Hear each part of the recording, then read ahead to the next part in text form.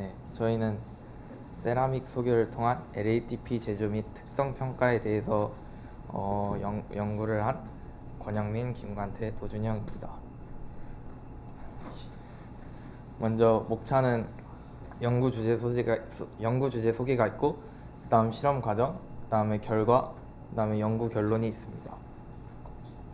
먼저 저희는 이 전해질이라는 소재로 연구를 하게 되었는데요. 이 전해질을 간단하게 설명을 하면 이온의 이동을 통하여 양극과 음극 사이에서 전지가 작동할 수 있게끔 하는 부분으로서 크게 액체 전해질과 고체 전해질로 나뉠 수 있게 되는데, 이 액체 전해질은 방전 효율이 높으면서 전해질과 양극 사이 접촉이 우수하고 에너지 밀도가 높다라는 장점이 있고, 고체 전해질은 물리적 강도가 우수하면서 전기화학적 안정성이 뛰어나고 위에 있는 액체 전해질에 비해 다루기 쉬워서 배터리를 만드는 과정을 단순화시킬 수 있습니다. 또 마지막으로 발화점이 낮은 액체 전해질에 비해 폭발 가능성이 거의 없다는 장점이 있습니다. 이렇게 핸드폰에 액체 전해질을 사용한 배터리를 사용하다 보니 이렇게 폭발 사고가 일어나는 사례도 여러 번 있었기 때문에, 발화 가능성이 없는 고체 전해질을 사용한다면 배터리 폭발 사고를 획기적으로 줄일 수 있을 것이라는 생각을 하고 저희는 이 연구가 필요하다고 느꼈습니다. 고체 전해질에는 크게 옥사이드랑 포스페이트, 그다음에 설파이드, 폴리머로 나눌 수 있게 되는데, 그 옥사이드 고체 전해질의 경우는 기계적 성질과 화학적 안정성이 다 좋고, 폴리머의 경우에도 기계적 성질과 화학적 안정성이 다 좋은데, 이 폴리머의 경우는 고온에서 그 고온에 약하기 때문에 저희는 여기 옥사이드 고체 전해질 물질이 더 좋을 것이라고 생각을 했고, 이 중에서도 여기 옥사이드에 있는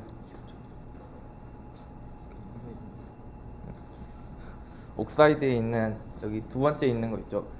리튬과 알루미늄, 그다음에 저런 게 있는 거를 사용을 했습니다.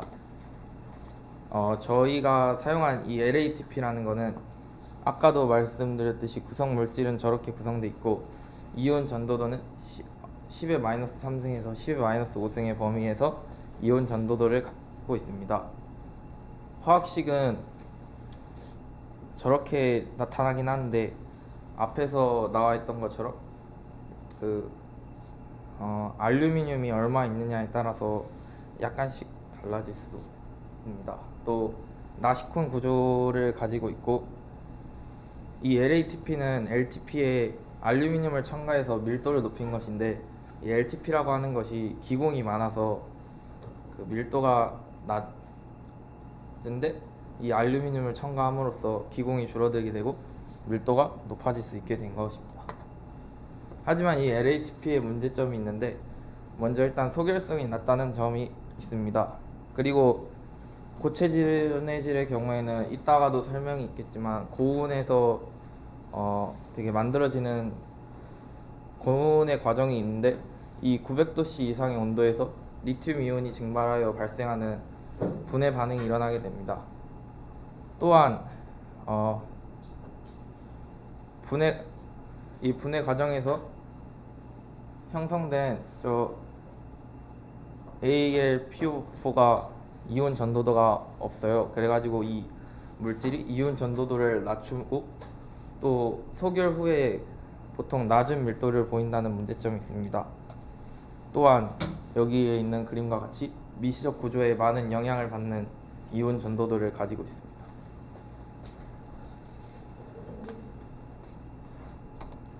저희는 앞에서 말씀드린 LATP 펠렛, 그러니까 알약 같은 작은 캡슐을 만들기 제조 과정을 거쳤는데요.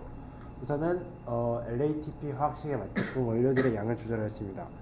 그리고 그 후에 450도 정도에서 열 처리를 하여서 CO2, NH3, H2O 등의 필요 없는 물질들을 날렸고요. 그 다음에 밀링과 믹싱 과정을 거쳐서 열처리 후 덩어리 상태의 혼합물을 분쇄하고 분말을 혼합하는 과정을 거쳤습니다. 그리고 이후에 또 한 번 열처리를 하는데요. 여기선 두 가지 열처리를 다르게 했는데 이는 뒤에서 말씀드리겠습니다. 그 다음에 여기서 주형 틀에 열처리된 분말을 넣고 일정한 방향에 적절한 압력을 가하여 분말들을 성형하는 과정을 거치고 후에 CIP 기계를 통해서 파스칼의 법칙을 통해 밀도 차이가 조금씩 있는 그 펠렛을 밀도가 고르게 될 수 있도록 단단한 고체를 만드는 과정을 거쳤습니다. 그리고 그 후에 1100도에서 마지막 열처리를 해주었습니다. LATP 혼합물을 아까 두 가지 온도에서 열처리를 두 번째에서 했다고 말씀드렸는데 550도에서 열처리를 하고 1100도에서 열처리한 게 있고 850도에서 하고 1100도에서 열처리를 한 게 있습니다.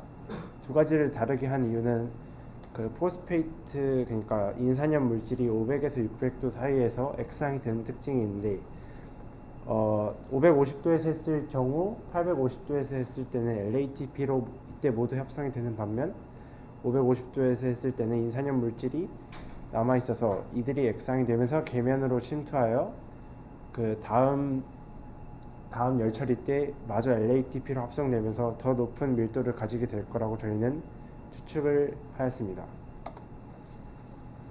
그래서 저희가 처음으로 한 일축 가압 성형은 이 일정량의 분말을 잰 다음에 주형 틀에 주입을 하고 이 성형기에 올려서 40메가파스칼로 가압을 했습니다. 그래서 이 펠렛의 모습을 완성했고요.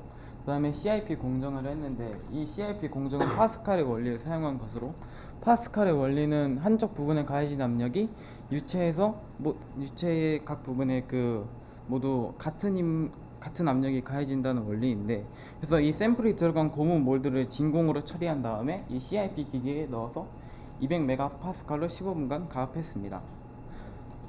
그 다음에 XRD 분석을 했습니다. XRD는 X선 회절 분석으로 이 브레그 법칙에 만족할 경우에는 보강 간섭이 일어나게 되는데 이 보강 간섭이 일어나는 피크를 통해 이 물질이 어떤 물질들로 이루어져 있는지 그걸 알 수 있습니다. 그래서 제가 만든 그 550도에서 열처리한 것과 850도에서 열처리한 물질 모두 이 LATP와 유사한 형태의 피크를 띠는 것으로 보아서 둘 다 이 LATP가 전부 높은 순도로 이게 합성이 되었다는 것을 알 수 있습니다.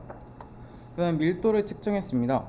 그래서 이거는 아르키메디안 메소드를 사용했는데요. 건조할 때의 질량과 수분을 함유했을 때의 질량, 그 다음에 물속에서의 질량을 재서 이 밀도를 알 수 있었는데 이때 550도로 그 전에 열처리해서 만든 것이 좀 더 높은 밀도를 가져서 약 3% 개선된 것을 확인했습니다. 이게 그 기대한 효과가 나타난 것으로 확인했고요. 그 다음에 이온 전도도를 측정했습니다. 이 550도를 측정을 했는데 이 라이키스트 선도를 그려가지고 이게 실수가 하수구로 나눠진 그래프인데 이 반원 모양을 연장해서 쭉 하면은 이 LATP 펠렛의 저항을 알 수 있고 이 펠렛의 저항을 통해서 이온 전도도를 구했습니다. 이 이온 전도도는 약 7.5 곱하기 10의 마이너스 6승으로 나타났는데 이는 실제 전고체 배터리의 고체 전해질을 사용될 수 있는 수준의 값은 아니어서 아쉬웠습니다.